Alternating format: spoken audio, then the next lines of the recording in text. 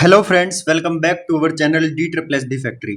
और आप सभी को ये बात पता है कि हम कर रहे हैं मौर्यन पीरियड। और मौर्यन पीरियड में मैंने आपको बताया था कि मौर्यन पीरियड 323 बीसी से 185 बीसी तक चलेगा। ठीक है, एक बार शुरू से डिस्कस कर लेते हैं। हम पढ़ रहे थे historic period. Historic period 600 BC से 712 ईस्वी तक चलेगा, जिसके हमारे पास आर्कियोलॉजिकल सोर्सेज, रिटर्न सोर्सेज भी हैं और इनको पढ़ भी लिया गया है। और इस हिस्टोरिक पीरियड के अंदर हम पढ़ते हैं राइज ऑफ मगध, और जिसकी कैपिटल हुई पाटलिपुत्रा, आज के दिन का पटना। ये 3 पार्ट्स में डिवाइडेड है historic period: pre Mauryan period, Mauryan period और पोस्ट मौर्यन पीरियड।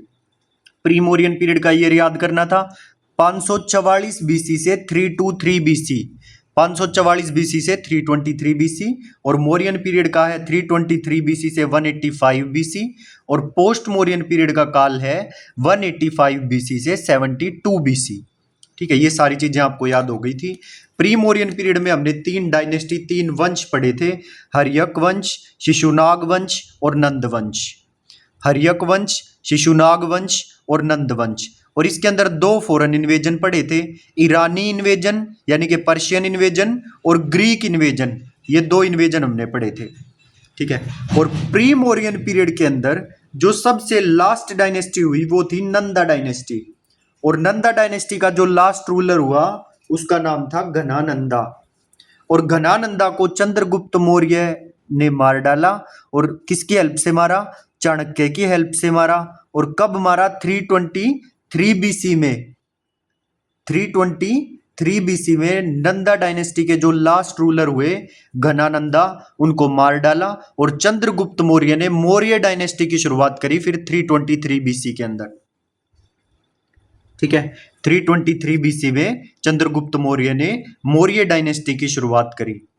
और ये मौर्य डायनेस्टी 323 बीसी से लेकर 323 बीसी से लेकर 185 बीसी तक चलेगी। तो फाउंडर कौन है मौर्य डायनेस्टी का? चंद्रगुप्त मौर्य। और चंद्रगुप्त मौर्य का बेटा उसका अगला रूलर होगा बिंदुसार। और बिंदुसार का बेटा उससे अगला रूलर होगा अशोका। तो आपको ये बात भी ध्यान रखनी है, फाउंडर चंद्रगुप्त मौर्य, उसके बाद बिंदुसार और उसके बाद अशोक। ठीक है, और उसके बाद जो बहुत कम साल जिन्होंने राज किया, 2-3 और आएंगे, वो मैं आपको आगे चल के बताऊंगा। तो करें शुरू आज की क्लास। इसमें हम जो पूरी स्टोरी है मौर्य डायनेस्टी की वो सब कंप्लीट कर लेंगे। फिर एक लास्ट चीज बचेगी, पोस्ट मौर्यन पीरियड। 2 क्लास का काम ये है। ठीक है, तो आज की क्लास में हम अपना पूरा फोकस बनाकर रखेंगे मौर्यन डायनेस्टी के ऊपर। ओके, तो चलिए शुरू कर लेते हैं मौर्यन डायनेस्टी। मैं एक बार इसे ओपन कर लेता हूँ। आप लोग भी पूरी एनर्जी और पूरे जोश के साथ टेबल चेयर पर बैठ जाएंगे। ठीक है, और प्रॉपर क्लास को अटेंड करेंगे मेरे साथ। तो सबसे पहले हमको शुरू करना है चंद्रगुप्त मौर्य, और यही फाउंडर हुए मौर्य डायनेस्टी के। ठीक है, और चंद्रगुप्त मौर्य के बारे में एक बात ध्यान रखना कि 25 साल की उम्र में चंद्रगुप्त मौर्य राजा बना। 25 साल की उम्र में, और 25 साल ही राज किया। ठीक है, 323 बीसी में राजा बना था और 25 साल तक राज किया। यही बात बताइए ना। तो 23 साल आगे बढ़ेंगे तो 300 बीसी आएगा, है ना। 23 साल बाद घटते चले जाएंगे ये नंबर, और 300 बीसी आएगा 23 साल बाद। फिर 2 साल और घटाओ। ठीक है भाई, क्योंकि हम बीसी है ये, जैसे जैसे साल आगे बढ़ेंगे नंबर घटता जाएगा। तो 25 साल आगे बढ़ेंगे तो ये 25 घटेगा नंबर, तो 298 बीसी आ जाएगा। समझ गए ना। तो चंद्रगुप्त मौर्य ने कब से कब तक राज किया, याद रखना है, 323 बीसी से 298 बीसी। और ऐसे याद कर सकते हो कि 25 साल की उम्र में राजा बना था और 25 साल ही राज किया, और 323 बीसी में राजा बना था, ये बात भी आपको याद है। तो और कब तक रहेगा? 298 बीसी तक राज करेगा। इसका जो ग्रीक नेम हुआ ना, वो ग्रीक नेम था इसका सेंड्रोकोट्स। याद रखना है, मौर्य, चंद्रगुप्त मौर्य का ग्रीक नेम क्या था भाई? सेंड्रोकोट्स। और इसने Ghanananda, he killed Ghanananda with the help of Chanakya and became the ruler of Magadh at the age of 25 years. 25 साल की उम्र में राजा बना। घनानंदा को मारकर चाणक्य की हेल्प से वो मगध का राजा बन गया, रूलर ऑफ मगध बन गया at the age of 25 years. और प्लूटार्क और जस्टिन दो यूनानी लेखक हुए, यूनानी मतलब ग्रीक लेखक हुए, प्लूटार्क और जस्टिन, और ये लिखते हैं कि चंद्रगुप्त मौर्य के पास 6,40,000 सोल्जर्स की सेना थी, चंद्रगुप्त की। ठीक है, और ये जस्टिन कौन है? चंद्रगुप्त का बेटा, सन ऑफ चंद्रगुप्त, जस्टिन। ये यूनानी लेखक हुए, प्लूटार्क और जस्टिन। ये लिखते हैं कि 6,40,000 सोल्जर्स की सेना चंद्रगुप्त के पास थी, और चारों दिशाओं में चंद्रगुप्त मौर्य का शासन था, और इसी वजह से चंद्रगुप्त मौर्य को पहला चक्रवर्ती सम्राट कहा गया भारत का, फर्स्ट चक्रवर्ती सम्राट ऑफ इंडिया। और चक्रवर्ती सम्राट किसे कहा जाता है? जिसका चारों दिशाओं में राज हो, चारों दिशाओं में चंद्रगुप्त मौर्य का शासन था। दैट इज वाई इसको, चंद्रगुप्त मौर्य को फर्स्ट चक्रवर्ती सम्राट ऑफ इंडिया कहा गया। और चंद्रगुप्त मौर्य ने सुदर्शन लेक का निर्माण करवाया, सुदर्शन लेक का निर्माण। और सुदर्शन लेक का निर्माण कहां पर करवाया? गिरनार हिल सौराष्ट्र में करवाया, गिरनार हिल सौराष्ट्र। अब ये जो सुदर्शन लेक, इसका निर्माण तो करवाया चंद्रगुप्त मौर्य ने गिरनार हिल सौराष्ट्र में, और ये फिर टूट फूट गया, तो इसकी मरम्मत दो जनों ने करवाई। फर्स्ट रिनोवेशन सुदर्शन लेक की करवाई रुद्रदमन ने, और ये रुद्रदमन शक वंश का राजा था। और इसका सोर्स क्या है जिससे हमें पता चला कि रुद्रदमन ने इसकी रिनोवेशन करवाई? ये जूनागढ़ इंस्क्रिप्शन से हमें पता चलता है। ठीक है, और ये जो जूनागढ़ इंस्क्रिप्शन है ना, ये इसको कंसीडर किया जाता है first and the longest inscription of Sanskrit. सबसे पहला और सबसे लंबा इंस्क्रिप्शन है ये संस्कृत का, जूनागढ़ इंस्क्रिप्शन। इससे हमें जानकारी मिली है कि इसकी पहली मरम्मत रुद्रदमन ने करवाई थी, शक वंश का राजा था ये रुद्रदमन। अच्छा सर, सेकंड रिनोवेशन किसने करवाई? इसकी सेकंड रिनोवेशन करवाई सुदर्शन लेक की स्कंदगुप्त ने, और इसकी जानकारी भी जूनागढ़ इंस्क्रिप्शन से हमें मिली है। तो बनवाया किसने सुदर्शन लेक को? चंद्रगुप्त मौर्य ने बनवाया। कहां पर बनवाया? गिरनार हिल सौराष्ट्र में बनवाया। पहली मरम्मत इसकी किसने करवाई? रुद्रदमन ने करवाई, शकवंश का राजा। पता कहां से चला? जूनागढ़ इंस्क्रिप्शन से पता चला, जो कि पहला और सबसे लंबा इंस्क्रिप्शन है संस्कृत का। सेकंड रिनोवेशन सुदर्शन लेक की करवाई स्कंदगुप्त ने, और इस चीज का पता भी जूनागढ़ इंस्क्रिप्शन से ही मिला है। ठीक, अच्छा, तो एक बात मैंने आपको बताई थी कि 326 बीसी में, 326 बीसी में उसने, अलेक्जेंडर ने, सिकंदर ने भारत पर आक्रमण, इन्वेजन कर दिया था 326 बीसी में। और तभी चाणक्य ने घनानंदा को वार्निंग दी थी कि सिकंदर जो है वो भारत की तरफ बढ़ रहा है, मगध की ओर बढ़ रहा है, तो आप कुछ करो, अपनी सेना को तैयार करो। लेकिन घनानंदा ने चाणक्य का अपमान करके उसको वहां से भगा दिया और अपमान भी किया। तो उस टाइम चाणक्य ने यह बात ठानी थी कि मैं मगध से जो घनानंदा का शासन है उसको उखाड़ फेंकूंगा और एक नए राजा को बिठाऊंगा जो कि राजा बनने के लायक हो और अच्छा राजा हो। तो तब चाणक्य ने चंद्रगुप्त मौर्य को तैयार किया, और 3 साल बाद 326 बीसी में इन्वेजन हुआ था, और 323 बीसी में चंद्रगुप्त मौर्य को प्रॉपर 3 साल में तैयार किया, और चंद्रगुप्त मौर्य को अगला राजा बनाया और घनानंदा को मार गिराया चंद्रगुप्त मौर्य ने चाणक्य की हेल्प से। ठीक है, सो 323 बीसी में चंद्रगुप्त मौर्य अगला राजा बना और मौर्य डायनेस्टी की शुरुआत करी। ठीक है, और मैंने और क्या क्या बताया आपको अभी तक कि जो चंद्रगुप्त मौर्य है 25 साल की उम्र में राजा बना और 25 साल तक ही राज करेगा। ग्रीक नेम सेंड्रोकोट्स था, और प्लूटार्क और जस्टिन दो ग्रीक लेखक हुए, यूनानी लेखक हुए, लिखते हैं कि 6,40,000 सोल्जर्स की सेना थी और चारों दिशाओं में चंद्रगुप्त मौर्य का शासन था। इसीलिए इसको चक्रवर्ती सम्राट कहा जाता था इंडिया का। और चंद्रगुप्त मौर्य ने सुदर्शन लेक बनवाया गिरनार हिल सौराष्ट्र में, और फर्स्ट रिनोवेशन इसकी करवाई रुद्रदमन ने, शकवंश का राजा था। और सोर्स जहां से हमें इसकी जानकारी मिलती है जूनागढ़ इंस्क्रिप्शन से जानकारी मिलती है, और ये पहला और सबसे लंबा इंस्क्रिप्शन है संस्कृत का, first and longest inscription of Sanskrit. Second मरम्मत किसने करवाई? स्कंदगुप्त ने करवाई। जूनागढ़ इंस्क्रिप्शन से इसकी जानकारी मिलती है। क्लियर? अच्छा, फिर मैंने आपको बताया था कि 323 बीसी में 323 बीसी में 326 बीसी में उसने, सिकंदर ने भारत पर आक्रमण किया, इन्वेजन किया 326 बीसी में, और 323 बीसी आते आते 3 साल तक वो लड़ता रहा, जहां भी जाए राजा, जो राज्य थे रास्ते में जो भी राजपाट आए, सब या तो उसके आगे घुटने टेक देता था या उसको वो हरा देता था और मार देता था। ठीक है, तो ऐसे करते करते 3 साल गुजरे और 323 बीसी आया। और 323 बीसी में क्या हुआ कि सिकंदर की तबीयत खराब हो गई अचानक से, और वो इस अभियान को बीच में ही छोड़कर वापस लौट गया। और वो कहानी आपको बताई थी कि फिर आगे चल के सिकंदर की मृत्यु भी हो गई।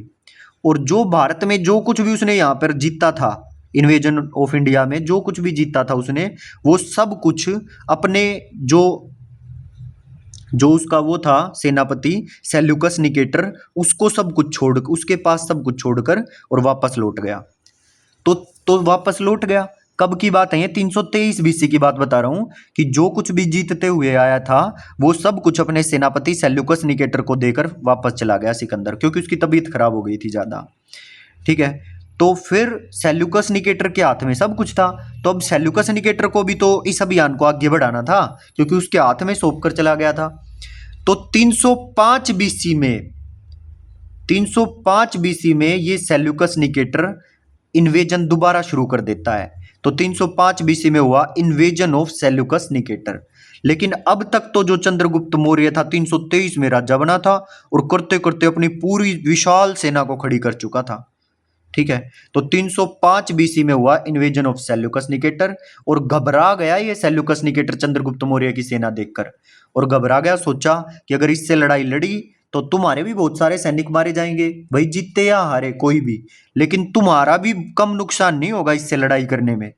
तो सेल्यूकस निकेटर ने अपनी बुद्धि का इस्तेमाल किया और संधि कर ली चंद्रगुप्त मौर्य के साथ, ट्रीटी कर ली। ट्रीटी क्या होती है समझ रहे हो? कि भाई ये मेरी कुछ शर्तें हैं, ये तू मान ले, ये जो तुम्हारी शर्तें हो वो तुम बता दो। ठीक है, तो इस तरह से संधि कर ली सेल्यूकस निकेटर ने चंद्रगुप्त मौर्य के साथ। और पूछा जाएगा बताओ कब किया इन्वेजन ऑफ सेल्यूकस निकेटर, कब हुआ? तो 305 बीसी में हुआ। बताओ इन्वेजन ऑफ सिकंदर कब हुआ, इन्वेजन ऑफ अलेक्जेंडर कब हुआ? 326 बीसी में हुआ। बताओ कौन से ईयर में अलेक्जेंडर यानी कि सिकंदर वापस लौट गया तबीयत खराब होने की वजह से? 323 बीसी में वापस लौट गया। बताओ चंद्रगुप्त मौर्य ने घनानंदा को कब मारा? 323 बीसी में मारा।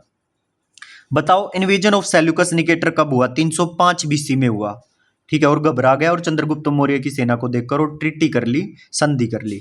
और उस ट्रीटी में 3 बातें चंद्रगुप्त मौर्य द्वारा कही गई कि ये 3 बातें आपको माननी पड़ेंगी। और सबसे पहली ट्रीटी क्या थी कि जो काबुल पाकिस्तान वाला एरिया है, कांधार ये पाकिस्तान अफगानिस्तान वाले एरिया है, ये काबुल कांधार, हेरात और जडरोसिया, ये जो पार्ट जीतते हुए आया था, जितना भी जीतते हुए आया था सारा वापस लौटाए सबको। सबको मतलब जो जो वहां के राजा थे। फर्स्ट ट्रीटी में क्या साइन हुआ सेल्यूकस निकेटर के साथ कि काबुल, कांधार, हेरात और जडरोसिया, ये जितना भी जीतते हुए आया था वो सारा वापस लौटाए। और सेल्यूकस निकेटर की पुत्री थी हेलिना, और हेलिना का विवाह चंद्रगुप्त मौर्य से हुआ। और ये पॉलिटिकल मैरिज थी, क्योंकि बार बार ये भारी आक्रमण इंडिया के ऊपर होते थे। तो यहां पर चाणक्य ने दिमाग लगाया कि क्यों ना चंद्रगुप्त मौर्य से शादी करवा दी जाए इनकी। ठीक है, तो इसकी पुत्री से शादी करवा दी, और इसका फायदा ये हुआ भाई कोई अपने दामाद पे क्यों हमला करेगा, उसकी तो बल्कि प्रोटेक्शन और करेंगे। तो ये कैसी मैरिज थी? पॉलिटिकल मैरिज थी ये। सेल्यूकस निकेटर की पुत्री हेलिना के साथ चंद्रगुप्त मौर्य का विवाह करवा दिया गया। ये थी सेकंड ट्रीटी। और थर्ड ट्रीटी हुई, सेल्यूकस निकेटर का राजदूत था एक मेगास्थनीज, और ये मेगास्थनीज तो आप नाम 2 बार सुन चुके हो। एक तो फादर ऑफ इंडियन हिस्ट्री नाम बताया था मेगास्थनीज, और एक इंडिका जो बुक थी वो मेगास्थनीज ने लिखी थी अगर आपको याद हो तो सेल्यूकस निकेटर का राजदूत था Megasthenes. Megasthenes was sent to the court of Chandragupta, और इस मेगास्थनीज को चंद्रगुप्त मौर्य के कोर्ट में भेज दिया गया। और मेगास्थनीज ने पुस्तक लिखी इंडिका, और इसीलिए भारत इतिहास का जनक, फादर ऑफ इंडियन हिस्ट्री माना जाता है मेगास्थनीज को। ठीक है, और बदले में क्या दे दिया? बदले में चंद्रगुप्त मौर्य ने भी कुछ देना पड़ेगा, तो बदले में चंद्रगुप्त मौर्य ने 500 हाथी सेल्यूकस निकेटर को दे दिए कि लो अब आराम से इनको खिलाते पिलाते रहो। ठीक है, तो 500 हाथी चंद्रगुप्त मौर्य ने बदले में खुश होकर दे दिए। ओके, तो तीन की तीन ट्रीटी आपको ध्यान रखनी है। पहली ट्रीटी थी काबुल, कांधार, हेरात और जड्रोसिया, जितना भी पार्ट जीतते हुए आया वापस लौटाओ। हेलिना जो सेल्यूकस निकेटर की पुत्री थी उसके साथ शादी करवा दी चंद्रगुप्त मौर्य की। तीसरा, सेल्यूकस निकेटर का एक राजदूत था मेगास्थनीज, और मेगास्थनीज को चंद्रगुप्त मौर्य के कोर्ट में भेजा गया और इसने पुस्तक लिखी इंडिका, तो इसीलिए मेगास्थनीज को भारतीय इतिहास का जनक माना जाता है। Father of Indian history Megasthenes को माना जाता है। और बदले में चंद्रगुप्त मौर्य ने क्या दिया, 500 हाथी दे दिए। डन। 305 बीसी की बात है जब ये ट्रीटी हुई थी, जो तीन ट्रीटी साइन हुई थी इनके बीच में, ये 305 बीसी की बात है जब इन्वेजन ऑफ सेल्यूकस निकेटर हुआ। फिर आता है 300 बीसी, और 300 बीसी में आप सबको पता होगा कि चंद्रगुप्त मौर्य ने जैन काउंसिल ऑर्गेनाइज करवाई थी पाटलिपुत्रा में। In 300 BC organized Jain council in India in Pataliputra. In that council Jainism was divided into two communities, दो भागों में बट गया जैनिज्म, श्वेतांबर जैन और दिगंबर जैन, ये बात याद करवाई थी आपको। आफ्टर दैट काउंसिल, और ये श्वेतांबर जैन, दिगंबर जैन, ये सारी बातें आपको जैनिज्म में पढ़ा दी गई हैं। और इसके बाद जो चंद्रगुप्त मौर्य है, after that he became a Jain monk, Jain भिक्षु बन गया चंद्रगुप्त मौर्य, और अपना सिंहासन अपने पुत्र बिंदुसार को सौंपकर जैन मोंक बन के श्रवण बेलागोला कर्नाटका में चला गया। श्रवण बेलागोला कर्नाटका। और वहीं 298 बीसी में कहाँ पहुंच चुके हैं, 300 बीसी में जैन काउंसिल करवाई, और 2 साल के बाद 298 बीसी में चंद्रगुप्त मौर्य डाइड बाय सल्लेखन, सल्लेखन या संथारा। और ये सल्लेखन संथारा क्या होता है सर, तो भाई जो ये सल्लेखन और संथारा है ना, ये जैन धर्म के अनुसार एक प्रक्रिया है जिसमें आदमी खाना पीना छोड़ देता है और फिर उसकी मृत्यु हो जाती है। ठीक है, तो ये संलेखन संथारा से मरा था, इसने खाना पीना छोड़ दिया था और फिर धीरे धीरे एक एक दिन गुजरता गया और इसकी मृत्यु हो गई। 298 बीसी की ये बात है। ठीक है, तो इस तरह से 323 बीसी में इसने अपना राजपाट संभाला था, और 298 बीसी में 25 साल के बाद चंद्रगुप्त मौर्य डाइड बाय संलेखन संथारा। और जैन धर्म के अनुसार जो खाना पीना छोड़ देता है उसकी मृत्यु हो जाती है, इस प्रोसेस को बोलते हैं संलेखन या संथारा। ठीक है, तो इसके बाद इसका बेटा कौन राजपाट संभालेगा, इसका बेटा बिंदुसार संभालेगा। ठीक है, तो इससे पहले मैं पूरा जो काल है इसका चंद्रगुप्त मौर्य का, इसको मैं आपको एक बार रिवाइज करवा देना चाहता हूं। देखो फटाफट, चंद्रगुप्त मौर्य 323 बीसी से 298 बीसी, ग्रीक नाम क्या था, सेंड्रोकोट्स, 25 साल की एज में राजा और 25 साल राज किया, तो इसीलिए 323 से 298 बीसी टोटल 25 साल हुए ना, तो 25 साल की एज में राजा, 25 साल राज किया, फर्स्ट चक्रवर्ती सम्राट ऑफ इंडिया। और क्यों था वो आपको बता ही दिया। सुदर्शन लेक बनवाया गिरनार हिल सौराष्ट्र में। फर्स्ट रिनोवेशन इसकी करवाई रुद्रदमन ने, शक वंश का राजा था। सेकंड रिनोवेशन करवाई स्कंदगुप्त ने, याद हो गया होगा। जूनागढ़ इंस्क्रिप्शन, इसकी जानकारी जूनागढ़ इंस्क्रिप्शन से मिलती है, जो first and longest inscription of Sanskrit है। 305 बीसी में हुआ इन्वेजन ऑफ सेल्यूकस निकेटर, और 3 ट्रीटी हुई, और वो तीनों ट्रीटी आपको याद होंगी। पहली ट्रीटी में क्या था कि जो काबुल, कांधार, हेरात और जड्रोसिया जो भी जीतते हुए आया वो सब वापस करेगा। सेकंड ट्रीटी में इसकी बेटी हेलेना से शादी करवा दी गई चंद्रगुप्त मौर्य की। और थर्ड ट्रीटी में सेल्यूकस निकेटर का राजदूत था मेगास्थनीज, उसको चंद्रगुप्त मौर्य के कोर्ट में भेज दिया गया, जिसने किताब लिखी इंडिका। और 3 ट्रीटी हो गई ना, और 3 ही ट्रीटी इनके बीच में हुई थी, और बदले में इसने क्या दिए, 500 हाथी इसको दे दिए थे सेल्यूकस निकेटर को। और 300 बीसी में ऑर्गेनाइज्ड जैन काउंसिल इन पाटलिपुत्रा, श्वेतांबर और दिगंबर जैन में बट गए, और सिंहासन बिंदुसार को सौंपकर जैन भिक्षु बन गया, श्रवण बेलागोला कर्नाटक चला गया, और 298 बीसी में डाइड बाय संलेखन, जिसमें आदमी खाना पीना छोड़ देता है। ठीक है, बस इतना सा था चंद्रगुप्त मौर्य। सारा देखो एक ही पेज पे सारा हो जाएगा, चंद्रगुप्त मौर्य भी, बिंदुसार भी, अशोक का भी, और ये मेहनत मैंने की है भाई। ठीक है, ताकि आपको एक ही पेज में सब कुछ रिवाइज हो जाए और सारी चीज याद हो जाए। देखो हो गया ना पूरा चंद्रगुप्त मौर्य, जितना मैंने आपको पढ़ाया है सारी चीज क्लियर। तो इसी तरह से अब हम शुरू करने वाले हैं बिंदुसार। और बिंदुसार पता है आपको 298 बीसी में चंद्रगुप्त मौर्य की डेथ हुई, तो 298 बीसी में बिंदुसार बनेगा, और 272 बीसी तक बनेगा। कब तक बनेगा भाई, 272 बीसी तक ये बनेगा। अच्छा गिनो कितने साल राज करेगा बिंदुसार, जैसे इसने 25 साल राज किया, तो बिंदुसार कितने साल राज करेगा। तो पहले तो 8 साल हटाओ, 8 घटेंगे तो 290 तक पहुंच जाएंगे, फिर 80 पहुंचेंगे, और फिर 80 पहुंचेंगे और 8 8 और 8 16, 16 और 10 26, 26 साल राज करेगा ये। क्लियर? कितने साल राज करेगा? 298, देखो बता देता हूँ, अभी गलती नहीं होनी चाहिए। 298 माइनस 272, 272, 26 साल, बिल्कुल ठीक है। तो चंद्रगुप्त मौर्य ने 25 साल राज किया और बिंदुसार ने कितने साल राज किया? 26 साल राज किया। अब आपको याद भी रहेगा, कैलकुलेट भी कर सकते हो। 298 में से 26 घटा देना, 272 बीसी आ जाएगा। 298 बीसी से 272 बीसी तक राज किया। सिंहसेन एंड अमित्रघात इसका नाम था, बिंदुसार के ही नाम थे, सिंहसेन और अमित्रघात। और इसका ग्रीक नेम क्या था? जैसे इसका ग्रीक नेम सेंड्रोकोट्स था चंद्रगुप्त मौर्य का, ऐसे ही इसका ग्रीक नेम क्या था? देखो, अमित्रघात, इससे ही बना हुआ मित्रोचेट्स। बिंदुसार का नाम था अमित्रोचेट्स और इसकी 16 पत्नियां थी, 16 पत्नियां। और उनमें से फेवरेट कौन थी बिंदुसार की पत्नी? धर्मा शुभद्रांगी। इसी का नाम है एक ही का ही, धर्मा शुभद्रांगी। भाई जो उसकी वाइफ धर्म से चलती होगी और शुभ शुभ शुभ काम करती होगी, शुभद्रांगी नहीं है भाई, शुभद्रांगी है, इसको ठीक कर लो। शुभ शुभद्रांगी, जो धर्म से चलती होगी और शुभ शुभ काम करती होगी वो तो फेवरेट लगेगी ही। तो इसकी टोटल 16 पत्नियां थी और उनमें से फेवरेट कौन थी? धर्मा शुभद्रांगी। ठीक, और इसी का बेटा था अशोक, जो आगे चल के राजा बनेगा। इस धर्मा शुभद्रांगी का बेटा था अशोक, जो आगे चल के राजा बनेगा। तो टोटल बिंदुसार के 101 बेटे थे और 101 में सबसे बड़ा कौन था? सबसे बड़ा था सुशीम, सबसे बड़ा था सुशीम, और ये गवर्नर था तक्षशिला का। ठीक, और ये सबसे बड़ा बेटा था। और जो अशोक था ना, जो आगे चल के राजा बनेगा, ये गवर्नर था अवंती का। और इस अशोक ने अपने जो 99 भाई थे वो 99 भाई मरवाए। टोटल 101 भाई थे, 101 में से 101 भाई थे, तो इसको छोड़कर 100 भाई बच गए ना। तो भाई टोटल 101 भाई थे और एक अशोक उनमें खुद भी था।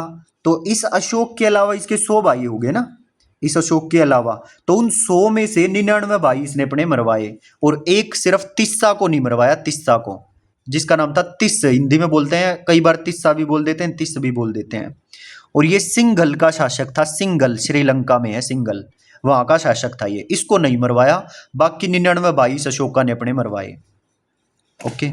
और फॉरेन एम्बेसडर जो बिंदुसार के कोर्ट में आए, ऐसे कौन थे? 2 फॉरेन एम्बेसडर आए, एक तो डाइमेकस, एक डायोनिसस। ये जो डाइमेकस आया था ये सीरिया से आया था और जो ये डायोनिसस था ये इजिप्ट से आया था, इजिप्ट से। ठीक है, एक था डाइमेकस सीरिया से, एक डायोनिसस इजिप्ट से। ये फॉरेन एम्बेसडर इंडिया में बिंदुसार के कोर्ट में जो आए थे, डाइमेकस और डायोनिसस, एक सीरिया से आया था, एक इजिप्ट से। अच्छा, जैसे इसके पिता ने जो चंद्रगुप्त मौर्य था उसने जैन धर्म अपना लिया था, वैसे ही बिंदुसार किस धर्म को मानता था? आजीवक धर्म को मानता था ये। और ये जो आजीवक धर्म है ना, देखो याद करो, मखली गोशाल, जब जो बुद्ध थे जो तपस्या करने के लिए गए थे, तो एक मखली गोशाल था, मखली गोशाल नाम का आदमी, जो बुद्ध के साथ तपस्या करने लगा था, फिर छोड़ के चला गया था बुद्ध को, और उसने अपना एक नया धर्म शुरू कर लिया था जिसको बोल रहे थे आजीवक संप्रदाय। और उसी आजीवक धर्म को ये बिंदुसार मानता था, और ये भाग्य ओरिएंटेड धर्म है आजीवक धर्म, इसको मानता था बिंदुसार। तो पूछा जाएगा क्वेश्चन, बताओ बिंदुसार कौन से धर्म को मानता था? तो ये बिंदुसार आजीवक धर्म को मानता था। और 272 बीसी में बिंदुसार डाइड, मर गया, और इसके मरते ही गृह युद्ध शुरू हो गया। और इस गृह युद्ध को जीता किसने? अशोक ने। और ये गृह युद्ध 3 साल चला। गृह युद्ध कितने साल चला भाई? 3 साल चला ये गृह युद्ध, और इसको जीता अशोक ने। और किसकी हेल्प से जीता? जैसे चंद्रगुप्त मौर्य ने चाणक्य की हेल्प से जीता था ना, घनानंदा को मारकर, तो वैसे ही अशोका ने ये गृह युद्ध राधा गुप्ता की हेल्प से जीता। और ये राधा गुप्ता चाणक्य का शिष्य था। जैसे चंद्रगुप्त चाणक्य का शिष्य था, वैसे ये राधा गुप्ता भी चाणक्य का शिष्य था। इसकी हेल्प से अशोका ने इस गृह युद्ध को जीता। तो ये था भाई पूरा बिंदुसार। तो वैसे तो मैंने पहले ही आपको बता दिया ये सारा, बट इसको डिटेल में भी एक बार रीडिंग ले लेंगे। ठीक है, आ जाओ फटाफट देखते हैं बिंदुसार दोबारा पूरा डिटेल में। समरी पहले ही पढ़ा दी मैंने आपको, बट उसमें सब कुछ है, चिंता मत करना। ये रहा बिंदुसार। बिंदुसार क्या बताया, जब चंद्रगुप्त मौर्य की डेथ हुई 298 बीसी में, तब ये राज्य बना 298 बीसी में, और 272 बीसी तक राज करेगा, टोटल 26 साल राज करेगा। सिंहसेन और अमित्रगात इसके नाम थे। ग्रीक नेम इसका था अमित्रोचेट्स, अमित्रोचेट्स। अच्छा, Bindusara added the region of South India in Magadh empire. और बिंदुसार ने, अभी तक तो चंद्रगुप्त मौर्य ने जो नॉर्थर्न इंडिया है वो सारा अपने कब्जे में ले रखा था, लेकिन बिंदुसार ने साउथ इंडिया को भी ऐड कर लिया था मगध एम्पायर में। 16 पत्नियां थी, फेवरेट धर्मा और शुभद्रांगी, जिसका बेटा था अशोक। टोटल 101 भाई थे, और सबसे बेटा था सुशीम, और गवर्नर था तक्षशिला का। और ये तक्षशिला गांधार वाला एरिया है, तक्षशिला, ठीक है, अफगानिस्तान वाला एरिया, तक्षशिला गांधार, क्लियर। और इस तक्षशिला की कैपिटल कौन थी? कैपिटल गांधार थी। दोबारा, 101 भाई थे, 101 बेटे थे इसके, बिंदुसार के, और उनमें से सबसे बड़ा बेटा कौन था? सुशीम, और ये गवर्नर था तक्षशिला का, और तक्षशिला की कैपिटल कौन थी? गांधार थी, ठीक है। तक्षशिला की कैपिटल कौन थी? गांधार। और ये बता रखा था ताक में कौन रहता था? शकुनी, और शकुनी का कहाँ का था? इसी गांधार का था, अफगानिस्तान वाले पार्ट का, याद करवाया था महाजनपद में। तो तक्षशिला की कैपिटल कौन थी? गांधार, ठीक। और सुशीम ये बिंदुसार चाहता था कि ये सुशीम ही अगला राजा बने, बट यह अगला सम्राट बने, यही चाहता था बिंदुसार, पर ये नहीं होने दिया अशोका ने। अशोका कहाँ का गवर्नर था? अवंती का। और अशोका ने अपने 99 भाई मरवाए, एक तिस्सा को नहीं मरवाया, जो सिंघल का शासक था, श्रीलंका का शासक था, बस इसको नहीं मरवाया। फिर इसके बाद आ जाओ, तो बिंदुसार के शासनकाल में तक्षशिला में एक रिवोल्ट भी हुआ था, ठीक है। बिंदुसार के शासनकाल में तक्षशिला में एक रिवोल्ट भी हुआ था, जिसको बोलता है रिवोल्ट इन तक्षशिला। और उसको कंट्रोल करने के लिए इसने, बिंदुसार ने सुशीम को भेजा था, पर वो नहीं कर पाया।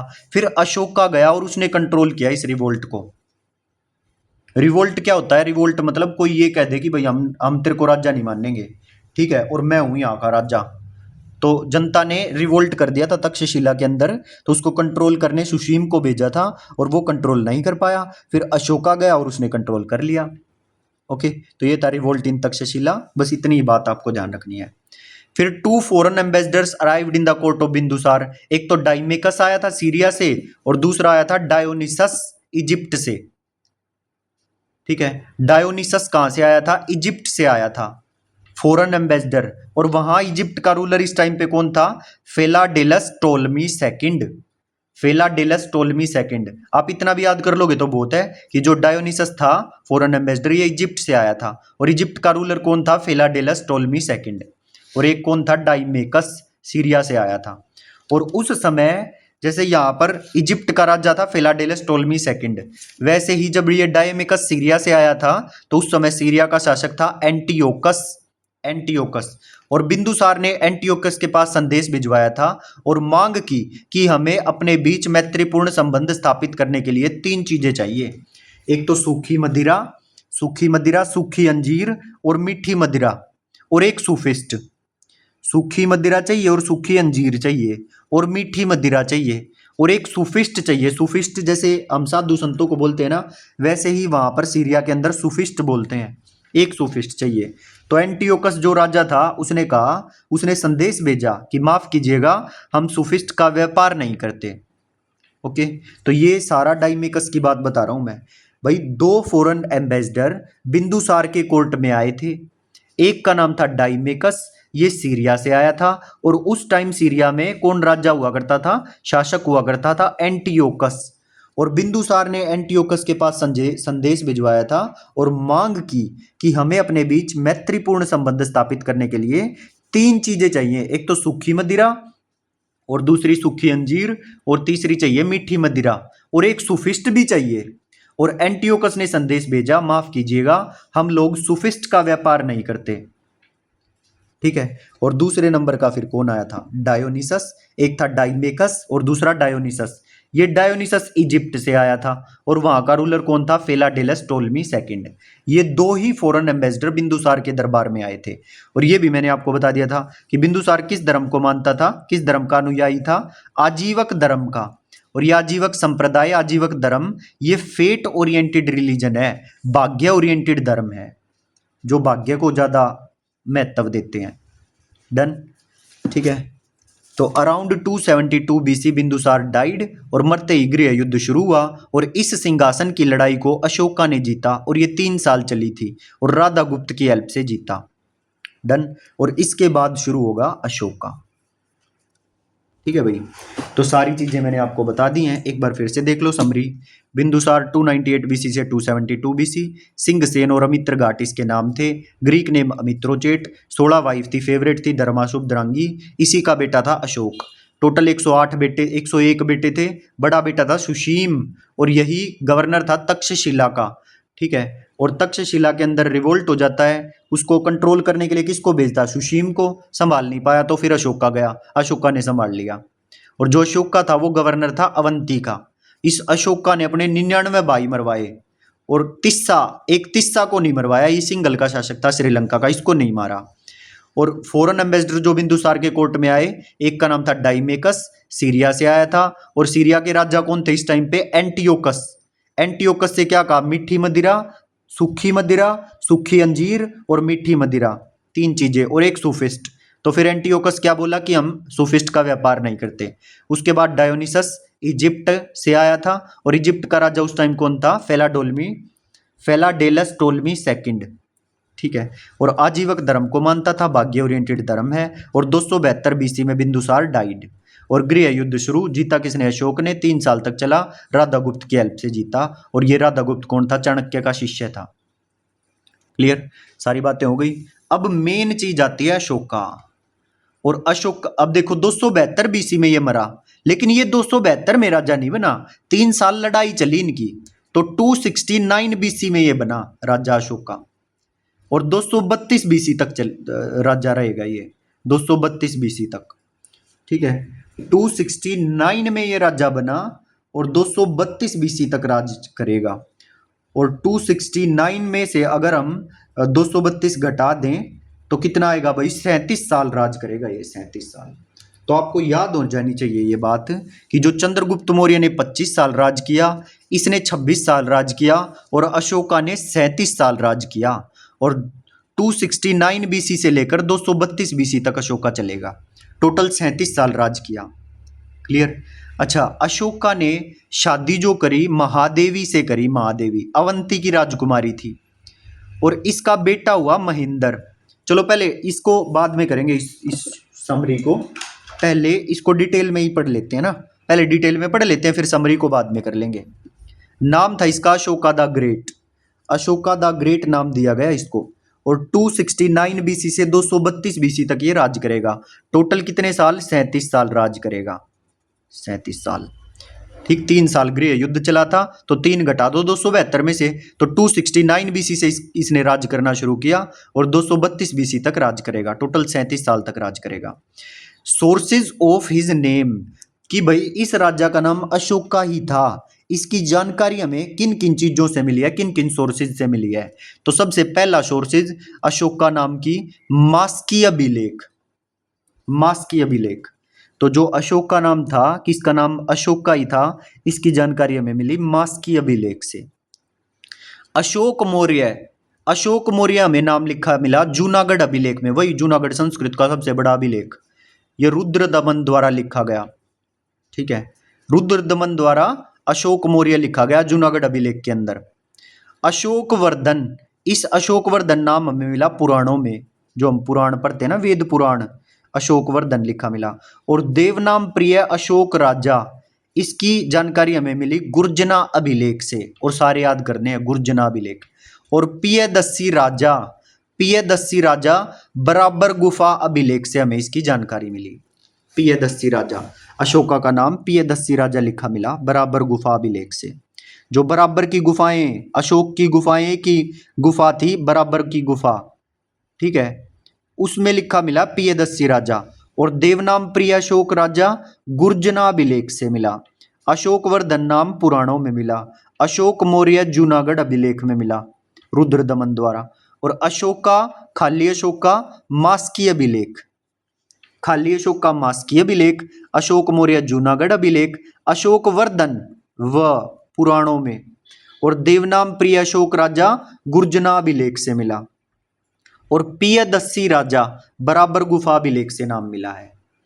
ओके, ठीक है, तो ये 5 याद कर लेना, इसमें कुछ भी नहीं है भाई, खाली अशोका मास्की अभिलेख। ठीक, एक खाली अशोका, अशोका मास्क लगाता था भाई, अशोका मास्की अभिलेख। अशोक मौर्य जूनागढ़ अभिलेख से रुद्र दमन द्वारा, और अशोक वर्धन पुराणों में मिला नाम। देवनाम प्रिय अशोक राजा गुर्जना अभिलेख से, और पियदस्सी राजा बराबर गुफा अभिलेख से। Ashoka killed his 99 brothers with the help of Radha Gupta and became the next ruler of Maurya dynasty. Ashoka ने अपने 99 भाइयों को मारा और अगला शासक बन गया मौर्य डायनेस्टी का। अशोका गोट मैरिड विद महादेवी, और ये महादेवी प्रिंसेस ऑफ अवंती, अवंती की राजकुमारी थी महादेवी, इससे अशोका ने शादी करी। और इसका बेटा हुआ महेंद्र और इसकी बेटी हुई संघमित्रा। बेटे का नाम महेंद्र और बेटी का नाम संघमित्रा। और अशोका ने इन दोनों को भेज दिया to spread Buddhism in Sri Lanka, Sri Lanka भेज दिया बुद्धिज्म का प्रचार प्रसार करने, बौद्ध धर्म का प्रचार करने के लिए श्रीलंका भेज दिया दोनों को, महेंद्र को भी और संघमित्रा को भी। और दूसरा विवाह अशोक ने किया किससे? कारुवाकी, कारुवाकी से। और ये कारुवाकी कलिंग की राजकुमारी थी। महादेवी अवंती की राजकुमारी थी और कारुवाकी कलिंग की राजकुमारी थी। तो दूसरा विवाह किससे किया? कारुवाकी से, प्रिंसेस ऑफ कलिंग। अब आगे चलते हैं। और एकमात्र युद्ध जो अशोका ने लड़ा वो है 261 बीसी में कलिंग वॉर, कलिंग का युद्ध लड़ा 261 बीसी में। और वेरी वेरी इंपॉर्टेंट है ये भाई, बहुत ही ज्यादा इंपॉर्टेंट है। जैसे बैटल ऑफ हाइडास्पीस मैंने बताया था ना 326 बीसी में, जो सिकंदर ने लड़ा था राजा पोरस के साथ, वैसे ही एकमात्र युद्ध जो अशोका ने लड़ा है वो है बैटल ऑफ कलिंग, कलिंग का युद्ध। और बहुत ही ज्यादा इंपॉर्टेंट है, बिल्कुल पक्का याद कर लेना। 261 बीसी फ्री का नंबर देके जाएगा, बिल्कुल बार बार पूछा जाता है। 261 बीसी कलिंग वॉर, कलिंग का युद्ध अशोका के शासनकाल में लड़ा गया एकमात्र युद्ध था कलिंग वॉर, ठीक है। और कैपिटल ऑफ कलिंग, जो कलिंग का युद्ध लड़ा था, कलिंग की कैपिटल क्या थी? तोशाली नाम था। और कारण क्या था इस कलिंग वॉर का? टू गेट एलिफेंट्स, हाथियों को जीतने के लिए। और रूलर कौन था कलिंग का उस टाइम पे? नंदराज, क्योंकि इनके यहाँ एलिफेंट की कमी पड़ गई थी, क्योंकि 500 एलिफेंट दान में दे दिए थे चंद्रगुप्त मौर्य ने। तो अब ये क्या चाहता था? ये हाथियों को जीतना चाहता था अशोका। तो 261 बीसी में लड़ा गया कलिंग वॉर, अशोका के शासनकाल में लड़ा गया एकमात्र युद्ध था। और कैपिटल ऑफ कलिंग क्या थी भाई? तोशाली। और रीजन क्या था कलिंग वॉर का? To get elephants. और ruler of Kalinga at that time कौन था? नंदराज। और इसकी जानकारी हमें किससे मिलती है, इस वॉर की सारी चीजों की? एलिफेंट केव इंस्क्रिप्शन। और आपको पता है कलिंग वॉर हाथियों के लिए लड़ा गया था, तो कौन सी केव इंस्क्रिप्शन से जानकारी मिली है? एलिफेंट केव इंस्क्रिप्शन से इसकी जानकारी मिली है। और इसको लिखवाया खारवेल, खारवेल बाय खारवेल ने लिखा, और चेदी डायनेस्टी का था ये खारवेल। दोबारा 261 बीसी कलिंग वॉर लड़ा गया, अशोका के शासनकाल में लड़ा गया एकमात्र युद्ध था। और कैपिटल ऑफ कलिंग कौन हुई? तोशाली। और reason of Kalinga war? To get elephants. और ruler of Kalinga at that time कौन हुआ? नंदराज। नंदराज, नंदराज राजा था जिससे लड़ाई लड़ी थी। Capital Tosali, to get elephants. Sources Elephanta cave inscription by Kharavela, Chedi dynasty, ठीक है। एलिफेंटा केव इंस्क्रिप्शन किसने लिखे थे? खारवेल ने, चेदी डायनेस्टी का था ये, जिससे हमें जानकारी मिली इस युद्ध की, ठीक। 1 लाख से ज्यादा लोग मारे गए, 1.5 लाख से ज्यादा लोगों को बंदी बना लिया गया। और इतना ज्यादा रक्तपात देखकर अशोका का मन विचलित हो गया और उसने बौद्ध धर्म को अपना लिया। And he got his teachings for Buddhism from Upagupta. और जो उसने अपनी शिक्षा थी ना वो किससे ग्रहण करी? किससे ली बौद्ध धर्म की शिक्षा? उपगुप्त से ली, उपगुप्त से। और अपने रूलिंग पीरियड के 10वें साल में, क्योंकि वो बुद्धिज्म को मानता था अशोका, तो अपने रूलिंग पीरियड के 10वें साल में बौद्ध गया और 20वें साल में कहाँ विजिट किया? लुम्बिनी में। और जब वो लुम्बिनी गया तो अशोका ने लुम्बिनी को टैक्स फ्री कर दिया। During his visit to Lumbini he made Lumbini tax free.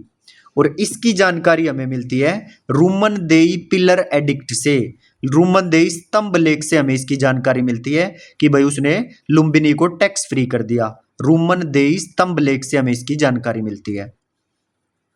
and he is considered as the first ruler of Indian history who addressed his people with inscriptions। एकमात्र राजा इंडियन हिस्ट्री में हमें पाया जाता है जिसने अभिलेखों के माध्यम से जनता को संबोधित किया था। ऐसा कौन राजा था? अशोका।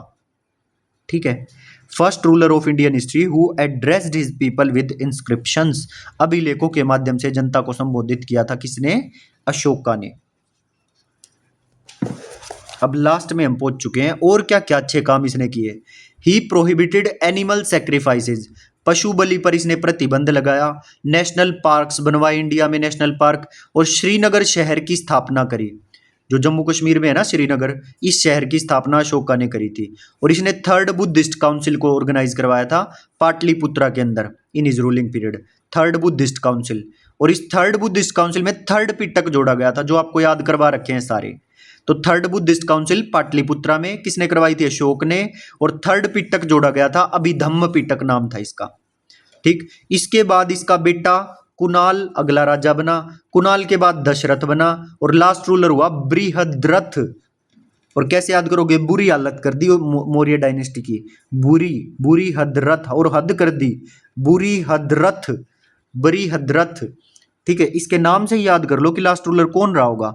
बुरी हद रथ, बृहद्रथ। अशोक के बाद कुणाल, कुणाल के बाद राजा हुआ दशरथ, और दशरथ के बाद कौन रूलर हुआ? बृहद्रथ। ठीक, बस नाम ध्यान करने और कुछ नहीं है। ठीक है, डन। और इतनी ही थी मौर्य डायनेस्टी। अब एक बार मैं इसकी समरी आपको दिखा देता हूं। देखो सब कुछ वही है, अलग है। ठीक है, इस एक पेज को कर लेना, पूरी मौर्य डायनेस्टी आपको याद हो जाएगी। क्या नाम है? अशोका। कितने साल राज किया? 37 साल राज किया। और 272 के बाद 3 साल गृह युद्ध चला, तो 269 बीसी में अशोक राजा बना। और 37 साल तक राज किया, मतलब 232 बीसी तक राज किया। मैरिड टू महादेवी, अवंती की राजकुमारी। बेटा महेंद्र और बेटी का नाम संघमित्रा, और इनको श्रीलंका भेज दिया बुद्धिज्म का प्रचार प्रसार करने। सेकंड वाइफ का नाम कारुवाकी, कलिंग की राजकुमारी। और 261 बीसी में एकमात्र युद्ध अशोका ने लड़ा जिसका नाम था कलिंग वॉर। और एकमात्र युद्ध ये अशोका ने लड़ा था। और ईयर भी याद रखना और नाम भी याद रखना। ऐसे पूछा जा सकता है कलिंग वॉर किसने लड़ा था? अशोका ने। कब लड़ा था? 261 बीसी में लड़ा था। और एकमात्र युद्ध जो अशोका ने लड़ा था, नाम बताइए? कलिंग वॉर। कैपिटल क्या थी उस टाइम? कलिंग की कैपिटल ऑफ कलिंग थी तोशाली। रीजन क्या था इस युद्ध का? To get elephants. रूलर कौन था? नंदराज। खत्म। और इसकी जो सोर्स है, जो जहां से हमें पता चला, सोर्स है Elephanta cave inscription by Kharavela. और ये चेदी डायनेस्टी ने वालों ने लिखे थे एलिफेंटा केव इंस्क्रिप्शन। इसमें लाखों लोग मरे, 1.5 लाख से ज्यादा लोगों को बंदी बना लिया गया। अशोका का मन विचलित हो गया और बौद्ध धर्म अपना लिया। और बौद्ध धर्म की शिक्षा किसके द्वारा ली गई? टीचिंग ऑफ बुद्धिज्म उपगुप्त से ली अशोका ने। नाम पूछा जाता है किससे ली थी? उपगुप्त से। और अपने रूल के 10वें साल में बौद्ध गया और 20वें साल में लुम्बिनी गया था, और लुम्बिनी को टैक्स फ्री कर दिया था। और सोर्सेज जिससे हमें ये पता चला लुम्बिनी को टैक्स फ्री कर दिया, रूमन देई पिलर एडिक्ट। देई, लुम्बिनी को टैक्स नहीं देना अब, तो लुम्बिनी को टैक्स फ्री किस सोर्स से पता चला? रूमन देई पिलर एडिक्ट से। और फर्स्ट रूलर जिसने इंस्क्रिप्शन से लोगों को एड्रेस किया था, अशोका। और थर्ड बुद्धिस्ट काउंसिल करवाई थी अशोका ने पाटलिपुत्रा के अंदर, जिसमें थर्ड पिटक जोड़ा गया था, अभिधम्म पिटक। और इसी से ही सारा अशोका खत्म हो जाएगा आपका। ठीक है, इस पेज की मैं आपको फोटो नोट्स में डाल दूंगा, और कंप्लीट इस आधे पेज में ही पूरी मौर्य डायनेस्टी कवर हो जाएगी आपकी। क्लियर? तो डिटेल में भी वाले भी डाल दूंगा, और लास्ट में ये समरी भी डाल दूंगा सारी की। तो इसी के साथ जो हमारी मौर्य डायनेस्टी है वो खत्म होती है, और इसके बाद शुरू होगी पोस्ट मौर्यन पीरियड। ठीक है भाई, वो सारा हम कर चुके हैं। और इसके बाद जो शुरू होगी पोस्ट मौर्यन पीरियड। तो भाई जिस भी बच्चे को जीके जीएस का बैच खरीदना है तो वो पढ़ सकता है। और जीएस, खाली जीएस जिसको पढ़नी है उसकी कॉस्ट कुल 1500 रुपये है। आप बैच में एनरोल हो सकते हैं। ठीक, और जो भी बच्चा यहाँ तक क्लास में बना हुआ है वो कमेंट जरूर करके जाए। ठीक है, तो कमेंट जरूर करें, वीडियो को लाइक करें। मिलते हैं नेक्स्ट क्लास में। Till then bye bye, thank you.